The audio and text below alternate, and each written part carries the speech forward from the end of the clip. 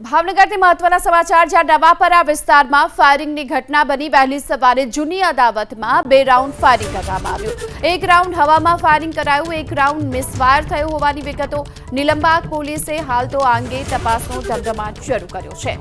તો નવાપરા વિસ્તારમાં ફાયરિંગની ઘટના બની છે। વહેલી સવારે અહીં 2 રાઉન્ડ ફાયરિંગ કરવામાં આવ્યું। માહિતી એ મળી રહી છે કે જૂની અદાવતમાં ફાયરિંગ કરવામાં આવ્યું, જો કે એક રાઉન્ડ હવામાં ફાયરિંગ કરાયું ને એક રાઉન્ડ મિસ ફાયરિંગ થયું હોવાની વિગતો। વધુ વિગતો મેળવીએ સંવાદદાતા પાર્થ આપણી સાથે જોડાયા છે।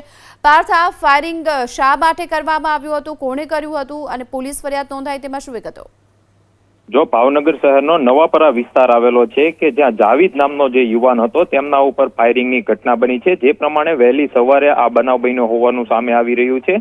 ત્યારે આ બનાવ બન્યો ત્યારે આ જે જાવીદ નામનો યુવક ત્યાં બેઠો હતો અને એ સમયે જૂની અદાવતને લઈને ઝઘડો થયો હતો અને ત્યારબાદ અમુક શખ્સો છે તે રિવોલ્વર તેમજ તીક્ષ્ણ હથિયાર લઈ અને નવાપરા વિસ્તારની અંદર પહોંચ્યા હતા અને જ્યાં તેમજ આ જે રિવોલ્વર લઈ આવેલા વ્યક્તિ છે તેમને પહેલા હવામાં ફાયરિંગ કર્યું હતું ને ત્યારબાદ રિવોલ્વર સામે તાકી હતી, પરંતુ જો આ ઘટનાની અંદર પોલીસ દ્વારા જે પ્રમાણે જાણકારી મળી રહી છે તે મુજબ મિસફાયર કરવામાં આવ્યું હતું, જેને લઈને જ્યાં ગાડી પડી હતી તેમાં મિસફાયર થયું હતું। તે પ્રકારના દ્રશ્યો પણ સામે આવ્યા છે। આ બનાવને લઈને જાવેદ નામનો જે વ્યક્તિ છે તેમને નિલંબાગ પોલીસ મથકની અંદર આ જે વ્યક્તિઓ છે તેમના વિરુદ્ધ ગુનો દાખલ કરવામાં આવ્યો છે। અગાઉ કોઈ બાબતને લઈને ઝઘડો થયો હતો અને ત્યારબાદ આજે હવામાં ફાયરિંગ કરવામાં આવ્યું છે અથવા તો આજે ફાયરિંગની ઘટના બની છે તે સામે આવી છે, પરંતુ બનાવને લઈને હાલ તો પીઆઈ તેમજ પોલીસના ઉચ્ચ અધિકારીઓ છે તેઓ ઘટના સ્થળ પહોંચી અને સમગ્ર ઘટના અંગે જાણકારી મેળવી રહ્યા છે અને આજે ઈસમો છે ફાયરિંગ કરનાર વ્યક્તિઓ છે તેમને પણ પકડી પાડવા માટેની કાર્યવાહી હાથ ધરી છે।